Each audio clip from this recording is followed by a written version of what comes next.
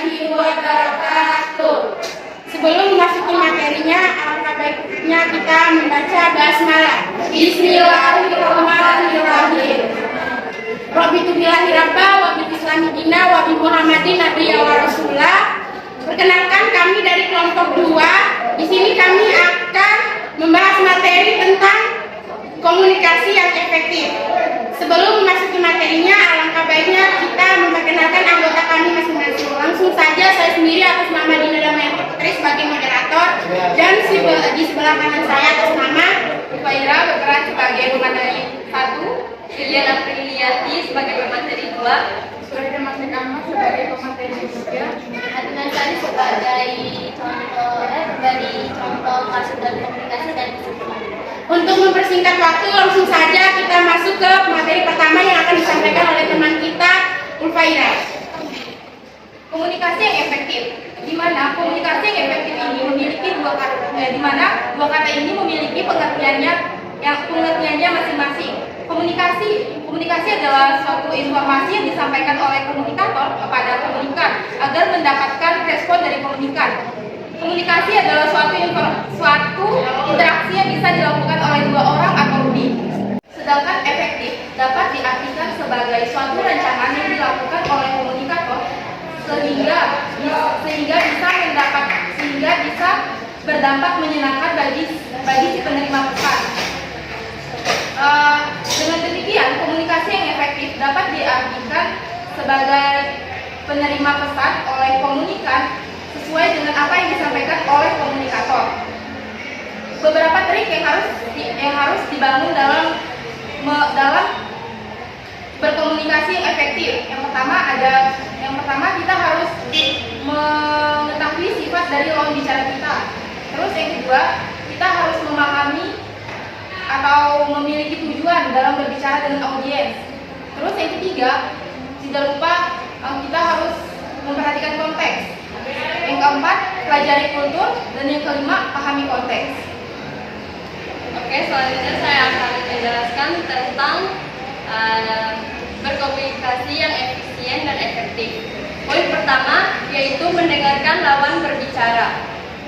Dalam berkomunikasi yang efektif, kita emang diperkenankan untuk mendengarkan atau mendengarkan pendapat dari lawan bicara. Yang poin kedua yaitu mengajukan pertanyaan. Dalam berkomunikasi yang efektif, kita emang harus mendengarkan pendapat dari pihak lain, atau ketika kita menyampaikan informasi terus pihak lain tidak mengerti dengan apa yang kita jelaskan, diperkenankan untuk bertanya. Yang ketiga yaitu menyampaikan informasi dengan jelas.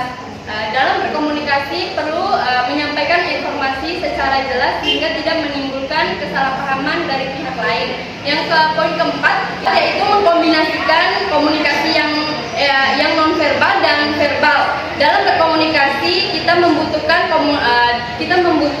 komunikasi nonverbal dan verbal secara bersamaan sehingga dapat menimbulkan komunikasi yang efektif. Oke, baik. Bisa tentang solusi komunikasi yang efektif. Ada 3 solusi komunikasi yang efektif. Yang pertama, tidak memotong pembicaraan seseorang.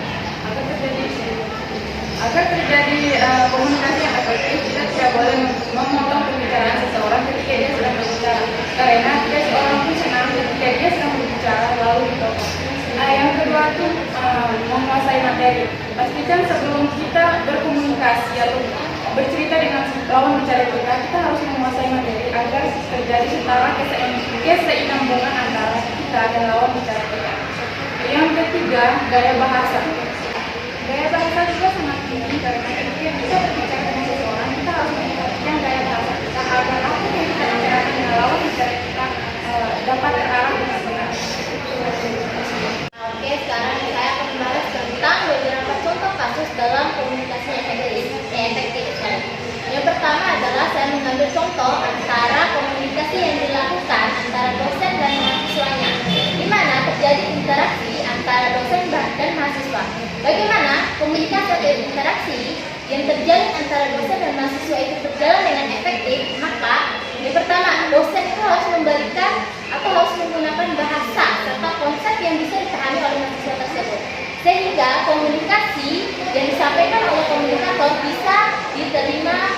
baik oleh si komunitas tersebut.